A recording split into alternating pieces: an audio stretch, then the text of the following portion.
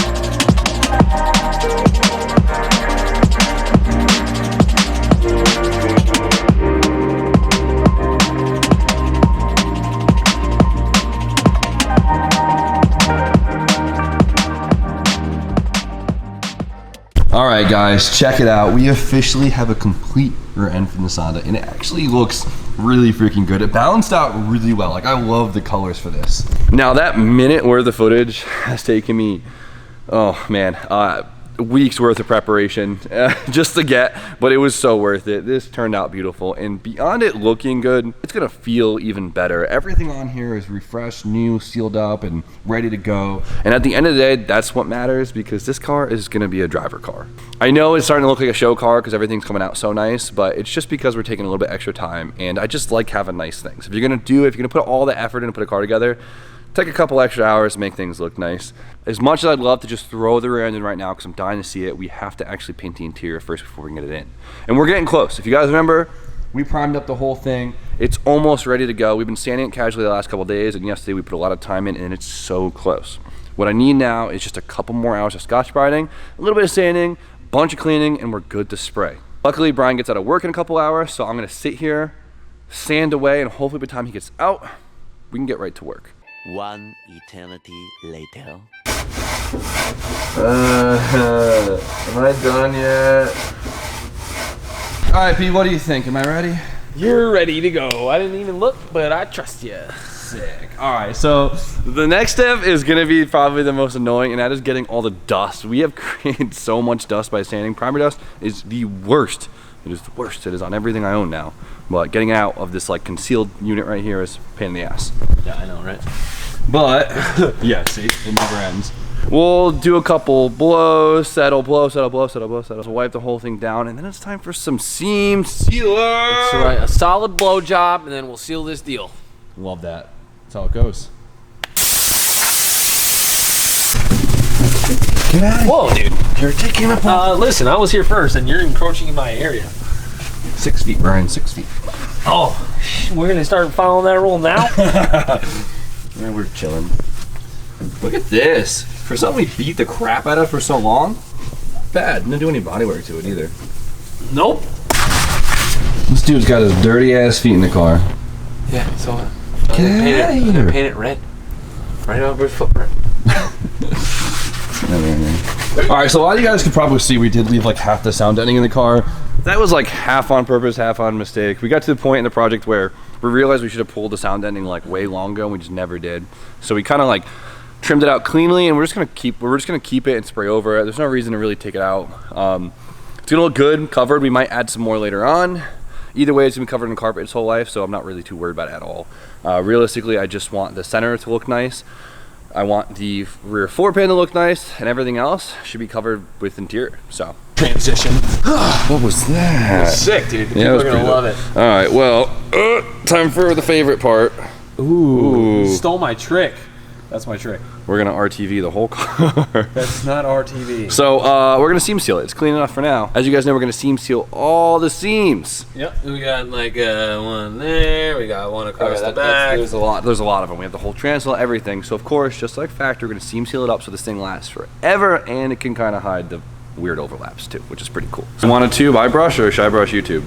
I'll tube, you brush. Okay. Should we start on the right here? Yeah, let's do it. Seam it up. Yeah, factory fresh. There we go. That's how the factory does it. All right, let's keep the ball rolling. I'm gonna get the tripod.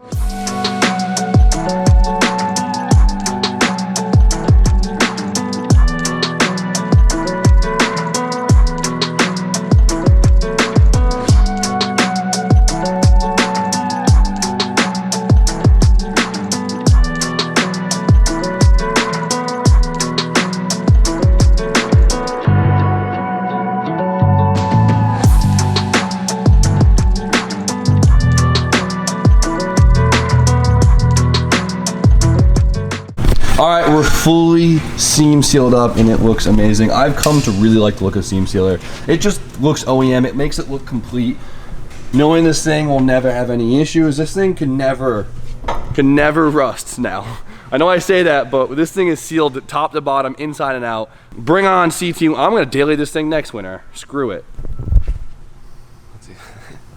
No.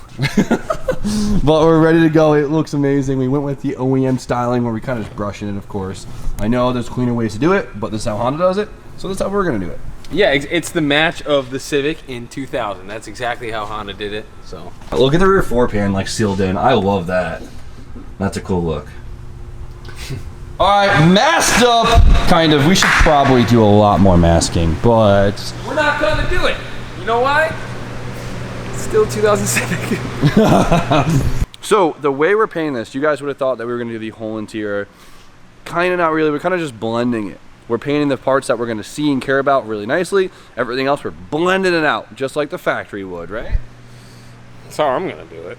I mean, only like super show cars have full crazy interior paint jobs, and we're not doing a color change or anything like that. So there's really no reason to do up, you know, under the roof and all the other extra stuff that's already red. It's gonna look great. All right.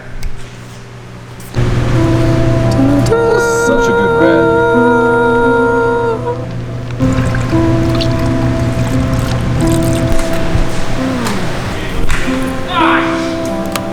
Let the spray begin. Ah, don't.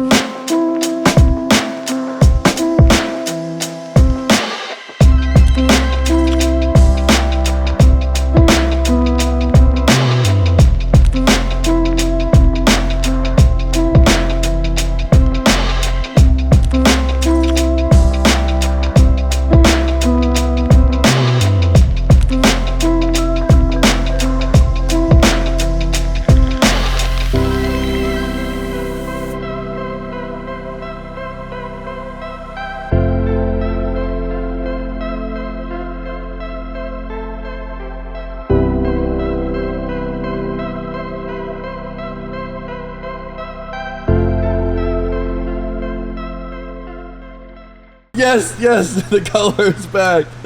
Oh, I love it. That's my favorite. Bad idea. Look at me. That's my favorite part right there. The tips. Bringing it back, guys. Bringing it back. Anything to make you happy. There we go. That's all that matters. Oh, I love it. Red, just like no matter how hard you try and envision it, when you lay down red, it just looks insane. This looks amazing. It all blended together so well. The rear strut brace actually looks way freaking cooler now that it's actually all covered up. And the strut towers integrate pretty seamlessly now that it's all seam sealed and everything together. So really, really happy with this. B, you did a great job laying the paint, kid. Love it. And the trans tunnel looks absolutely beautiful. Now what's really funny is the paint looks super orangey at first. When we first sprayed the engine bay, I was like a little nervous. I was like, oh boy, we got the wrong paint. But after like 2 days, it settled down and got a lot darker. So I'm really excited to see it like a little bit darker, because on camera you could even tell it's just way too bright. But I'm really, really excited to now see how this looks compared to like a fresh black carpet, you know? Yeah, I'm gonna buff the couple little bits of dirt out of there. But dude, for how, you know, how easily this could have been dirty. It should have been really dirty. It looks really good. The spots that aren't dirty are glass, so that's cool. Not bad. Yeah, dude, this looks so freaking good. No matter what, I mean, painting any interior, it's like impossible for you to get all the dirt and dust out of everywhere. Well, I'm glad that there's no more bare metal, there's no more primer, there's no more Tell me about it. There's no more auto body supplies for now. So, love that, thank God. That feels great. Love it, looks awesome. Continuing on with the theme, this thing just keeps looking better and better and better and better. Well, now the Sonda is painted inside and out. Obviously, we're gonna paint the outside eventually, just not for a little while. All right, just wait. Just wait, okay? Let us enjoy it for a little bit. This now opened up a big floodgate of work to get done, and I couldn't be more excited. We have so many parts ready to go on this thing, and honestly, I'm just dying to wrench on it. I love being able to put more and more parts on this car. So, let the paint dry for a day or two. We'll get right back to work, and the progress will continue to roll on. And man, everything, the interior, the rear end, it's coming together and it's looking pretty freaking cool. So, today's a good day, so you guys know the deal. Like, comment, subscribe, stay tuned for more content. B, have a great night. Peace.